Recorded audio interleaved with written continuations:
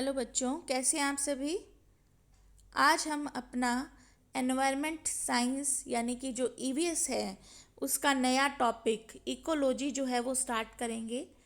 Ecology बहुत ही important topic है। ये आगे आप कोई कम्पिटिटिव एग्ज़ाम भी देते हैं तो उसमें भी इससे क्वेश्चन बहुत आते हैं इकोलॉजी से। ठीक है, अभी हाल में सबसे ज़्यादा रीट का पढ़ा जा रहा है। ठीक है, तो रीट के अंदर भी इकोलॉजी से रिलेटेड बहुत क्वेश्चन आते हैं। ठीक है, तो जो इकोलॉजी है, इस इकोलॉजी के अंदर से आपको ईवीएस के अंदर 4 या 5 क्वेश्चन जो हैं वो ज़रूर मिलेंगे आपको। ठीक है, तो इकोलॉजी है, अगर हमें उसके कंसेप्ट क्लियर हैं, अगर हमें उसका बेस क्लियर है तो हमें कहीं भी इसके आंसर्स देने में प्रॉब्लम नहीं आएगी। तो हम बहुत ही इजी तरीके से वन बाय वन सभी चीज़ों को समझेंगे। सबसे पहले हम एक चीज़ देखेंगे बच्चे, सबसे पहले इकोलॉजी को स्टार्ट करने से भी पहले हमें इन तीनों वर्ड्स के नाम पता होना बहुत ज़रूरी है। ठीक है, सबसे पहले एनवायरनमेंट, सेकंड वर्ड इकोलॉजी जो कि हमारा अभी हमने जो टॉपिक लिया है उस टॉपिक का ही नाम है इकोलॉजी, और तीसरा वर्ड इकोसिस्टम। सबसे लास्ट में मैंने इकोसिस्टम को लिखा है, लेकिन सबसे इम्पॉर्टेंट इस टॉपिक को माना जाता है। ओके, तो सबसे पहले क्या है एनवायरनमेंट। एनवायरनमेंट को आप क्या कहोगे बच्चे। एनवायरनमेंट क्या हुआ, मान लीजिए मैं ही हूँ, मैं अगर एक जगह पर हूँ तो मेरे आसपास की जितनी भी चीज़ें हैं, चाहे वो एयर हो, चाहे वो वाटर हो, चाहे वो प्लांट्स हो, ठीक है, चाहे इनमें से कुछ भी हो, वो मेरे चारों तरफ जो भी चीज़ें प्रेजेंट हैं वो क्या है, एक तरह का एनवायरनमेंट है। ठीक है, मेरे आसपास का एनवायरनमेंट कहलाएगा वो। ठीक है, जिसके अंदर पानी भी आ सकता है, हवा भी आ सकती है, और हवा के अंदर ऑक्सीजन भी आ सकती है, प्लांट्स भी आ सकती हैं। ठीक है, तो ये सब क्या है, एक एनवायरनमेंट है। ठीक है, और जब मैं बात करती हूँ इकोलॉजी की, तो इकोलॉजी मीन्स क्या हुआ, मैं जिस एनवायरनमेंट के अंदर खड़ी हूँ, मेरा उस एनवायरनमेंट के साथ क्या रिलेशन है। ठीक है, या एनवायरनमेंट के अंदर प्रेजेंट एबायोटिक और बायोटिक का आपस में क्या संबंध है, या उनका मेरे से क्या रिलेशन है, जब मैं इसकी स्टडी करूँगी तो वो क्या हो जाएगी, इकोलॉजी। अभी मैंने 2 टर्म्स फिर नहीं ले दी है यहाँ पर। एक टर्म मैंने यहाँ पर उठाई थी एबायोटिक। ठीक है, एबायोटिक मीन्स होता है अजैविक। ठीक है, हिंदी में थोड़ा सा समझ आ रहा होगा, अजैविक यानी जो जीवित नहीं है, जो नॉन लिविंग है। ठीक है, ये एक टर्म हो गई है बच्चा, इस पे भी क्वेश्चन आते हैं। एबायोटिक एनवायरनमेंट है ना, एबायोटिक एनवायरनमेंट जो कि जीवित नहीं है, जिसके अंदर एयर आ जाएगा, वाटर आ जाएगा। ठीक है, और दूसरी जो टर्म मैंने अभी यूज़ की वो कौन सी थी, बायोटिक। बायोटिक मीन्स जैविक। ठीक है, जैविक मीन्स, बायोटिक मीन्स जो कि लिविंग है। ठीक है, लिविंग में प्लांट्स भी आ जाते हैं, प्लांट्स को हम लिविंग में मानते हैं बच्चे। ठीक है, एनिमल्स भी आ जाएंगे। ठीक है, तो ये क्या है, जीवित है, यानी कि ये बायोटिक है। तो इकोलॉजी का मीन्स क्या होता है, जब मेरा रिलेशन इस एनवायरनमेंट के साथ स्टडी किया जाएगा, यानी एनवायरनमेंट के अंदर मौजूद एबायोटिक और बायोटिक के साथ जब हमारा रिलेशन स्टडी किया जाएगा तो उसको हम क्या कह देते हैं, इकोलॉजी। ठीक है, अब इस इकोलॉजी के अंदर क्या होंगी, बहुत सारे फैक्टर्स हैं एबायोटिक और बायोटिक। जब इनकी एक चेन बन जाएगी, ठीक है, या हम कह सकते हैं कि कुछ एनर्जी जो है वो एक लेवल से दूसरे लेवल, दूसरे लेवल से तीसरे लेवल तक जब ट्रांसफ़र होना स्टार्ट हो जाएगी तो वो एक सिस्टम बना लेगी। ठीक है, या हम कह सकते हैं डिफरेंट कम्युनिटीज़ जो हैं वो आपस में मिलकर किसकी फॉर्मेशन करता है, इकोसिस्टम की। इकोसिस्टम को हम अलग से टॉपिक लेकर पढ़ेंगे बेटा, इसकी भी बहुत डिटेल स्टडी हमें करनी होगी। इकोसिस्टम देखने में बहुत छोटा सा सिस्टम लग रहा है कि एक तंत्र है। ठीक है, जब हम इसको पढ़ने लगेंगे तो हमें पॉपुलेशन को भी क्लियर करना पड़ेगा कि पॉपुलेशन क्या होती है, हमें क्लियर करना पड़ेगा कि कम्युनिटी क्या होती है, समुदाय क्या होता है। होता है, हमें क्लियर करना पड़ेगा कि जैव मंडल क्या होता है, हमें क्लियर करना पड़ेगा कि पॉपुलेशन या जीव संख्या क्या होती है। तो हम वन बाय वन सब चीज़ों को लेकर चलेंगे।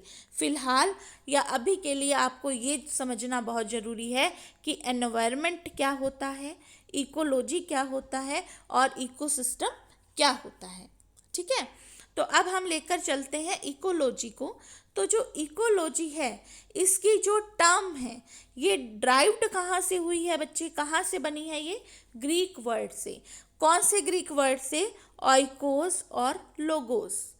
ओइकोस, ओइकोस का यहाँ मीनिंग होता है होम या हैबिचुएशन।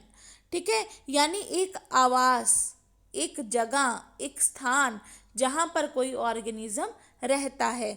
लोगोस मीन होता है स्टडी। ठीक है, जब हम उस स्थान की पूरी स्टडी करते हैं तो उस स्थान के अंदर एनवायरनमेंट भी शामिल होगा, यानी उस ऑर्गेनिज्म के चारों ओर की चीज़ों को जब हम स्टडी करते हैं तो वो क्या कहलाता है? इकोलॉजी।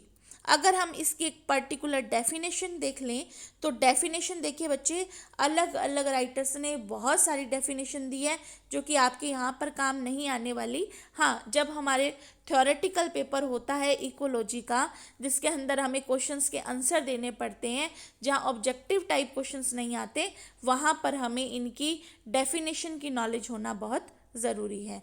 लेकिन एक डेफिनेशन पर्टिकुलर आपको याद होनी चाहिए ताकि आप बता सको कि व्हाट इज़ इकोलॉजी, है ना। तो इकोलॉजी क्या है? ये एक साइंस है जो डील करती है relationship of organism with one another and the physical surroundings. ठीक है, जो हमारे आसपास की जितनी भी चीज़ें प्रेजेंट हैं उनके साथ हमारा रिलेशन और उस एनवायरनमेंट के अंदर प्रेजेंट एबायोटिक और बायोटिक का आपस में रिलेशनशिप क्या कहलाएगा? इकोलॉजी कहलाएगा। ठीक है बच्चे, उसके बाद हम चलते हैं कि अलग अलग साइंटिस्ट ने अपने अपना वर्क किया इसके ऊपर, अपने अपने व्यूज़ दिए इकोलॉजी को लेकर। तो सबसे पहले स्टार्टिंग में क्या हुआ, एक वैज्ञानिक आए जिसका नाम था राइटर। ठीक है, राइटर एक वैज्ञानिक थे। इन्होंने 1868 के अंदर ये बताया कि इकोलॉजी जो है वो कोई टर्म है, पारिस्थितिकी जिसको हम कहते हैं वो एक टर्म है। ठीक है, बट इन्होंने इसकी ना तो कोई डेफिनेशन बताई, बस ये वर्ड बोलकर छोड़ दिया। ठीक है, लेकिन उसके तुरंत बाद कौन से आए साइंटिस्ट? 1869 के अंदर। ठीक है, राइटर तो 1868 के अंदर आए थे, उसी के एक साल बाद, 1 ईयर के बाद 1869 के अंदर अर्नेस्ट हेकल आए और उन्होंने क्या किया? इकोलॉजी टर्म को गठित किया या उसा गढ़ा उसे, या उसको एक मार्क दिया और बताया कि इकोलॉजी क्या है। ठीक है, उन्होंने इकोलॉजी के अंदर दो वर्ड्स को जोड़ा, एक जोड़ा ऑर्गेनिक वर्ड यानी कार्बनिक, और एक वर्ड जोड़ा इन्होंने इनऑर्गेनिक यानी अकार्बनिक। ठीक है, अकार्बनिक जो जीवित नहीं है, कार्बनिक जो जीवित है। हम यही तो डेफिनेशन पढ़ के आए हैं कि कोई जीवित भी होगा और अजीवित भी होगा, यानी कि कुछ लिविंग होगा और कुछ नॉन लिविंग होगा। उन सब का आपस में जो रिलेशनशिप है वो कौन है? इकोलॉजी, है ना। तो हेकल ने इस टर्म को कॉइन किया और इसकी कुछ बातों को इन्होंने समझाया। ठीक है, तो सबसे पहले अगर क्वेश्चन आ जाता है कि who coin this term ecology, तो हम नाम लिखेंगे हमेशा अर्नेस्ट हेकल। ठीक है बच्चे, उसके बाद पूरे संसार के अंदर इकोलॉजी की अलग अलग स्टडीज़ की गई, उसके ऊपर बहुत सारा काम किया गया और उसके अंदर से एक नाम आता है अलेक्जेंडर वोन हम्बोल्ट का, जो कि फादर ऑफ इकोलॉजी माने जाते हैं। ठीक है, इन्होंने बहुत सी बुक्स लिखी, बहुत सा वर्क किया इसके ऊपर।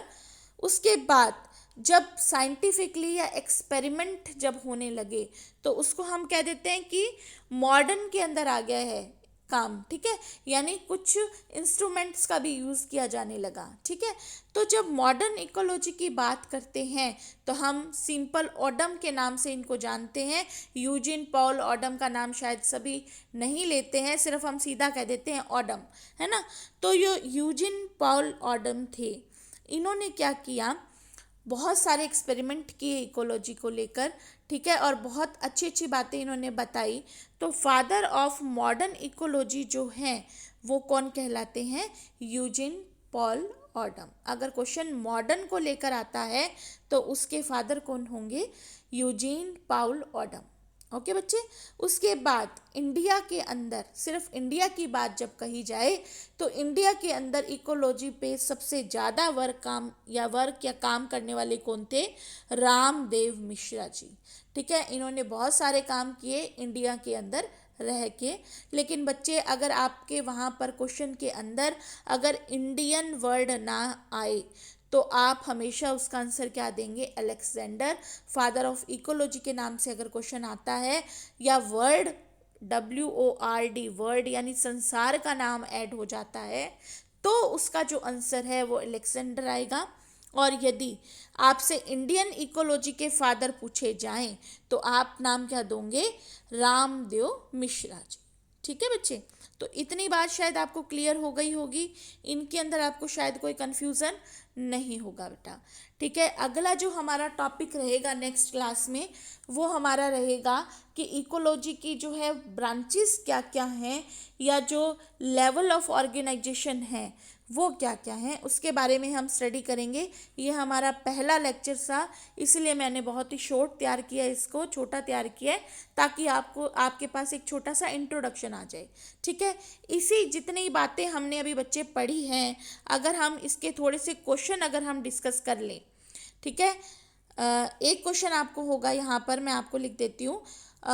मैं अगर आपसे क्वेश्चन करूँ एक कि who is the father of ecology, ठीक है, तो आप इसका आंसर क्या देंगे बच्चे, who is the father of ecology. मैंने आपके सामने कोई ऑप्शन नहीं रखे हैं इसके, आप मुझे बताइए कि who is the father of ecology.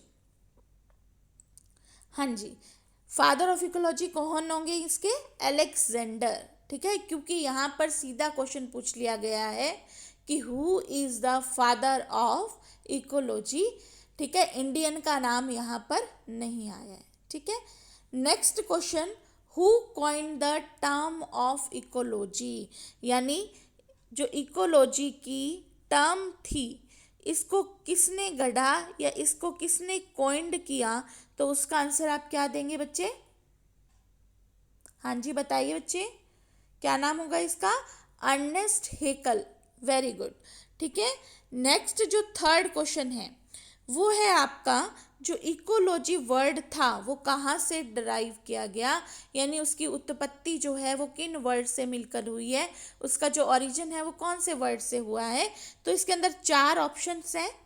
पहला है इको प्लस लॉजी, दूसरा ओइकोस प्लस लोगोस, थर्ड है इक प्लस लॉजी, और फोर्थ इसके अंदर है ओइकोइस प्लस लोगी। तो आप फटाफट इसका आंसर बताइए बच्चे। हाँ जी, वेरी गुड। इकोलॉजी जो वर्ड है ये ग्रीक वर्ड से लिया गया है, और वो ग्रीक वर्ड क्या है, ओइकोस प्लस लोगोस। इसका जो बी ऑप्शन है वो क्या है, करेक्ट है। ठीक है बेटा, अब हम नेक्स्ट क्लास में मिलेंगे, तब तक आप ये थोड़ा सा इंट्रो पढ़िए। इसके अंदर से आपको 3 क्वेश्चन जो मैंने बताए हैं वो अक्सर आपसे पूछ लिए जाते हैं। ओके बच्चे, ठीक है, नेक्स्ट क्लास में मिलेंगे हम नेक्स्ट वीडियो लेक्चर के साथ। ओके बच्चे, बाय।